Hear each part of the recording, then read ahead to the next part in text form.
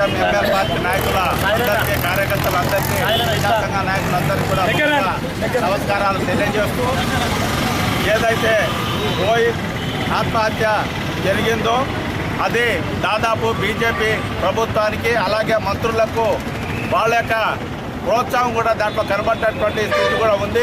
అందు గురించి వాళ్ళని బర్తరఫ్ చేయాలని చెప్పేసి అట్లాగే ఆ కుటుంబాన్ని ఆదుకోవాల్సినటువంటి అవసరం కూడా ప్రభుత్వం మీద ఉంది.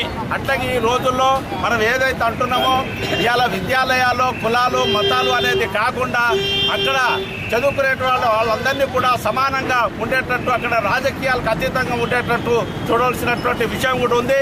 అట్లా ఇవాళ ప్రభుత్వంలో ఉన్నటువంటి మంత్రులు కూడా కాపాడాలి, దాన్ని ఆ రకంగా చూడాలి.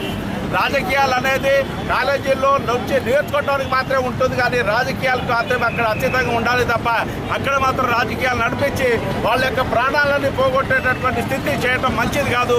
అది మన రాష్ట్రానికి చివరికి మన దేశానికే చెక్కు చేయటటువంటి విషయం. దీని బాధ్యత బీజేపీ ప్రభుత్వం ఉన్నటువంటి మంత్రులు వహించాలని చెప్పేసి కూడా మేము తెలియజేస్తూ ఏదైతే వామపక్ష పార్టీలు చేస్తున్నటువంటి కార్యక్రమాలు ఉన్నాయో దానికి ముందుగా మనం ఇచ్చేటువంటి పిలుపులందరినీ కూడా జయప్రదం చేయాలని, ఇటువంటి పునరావృతం కాకుండా చూడాలని తెలియజేస్తున్నాను. ఇప్పుడు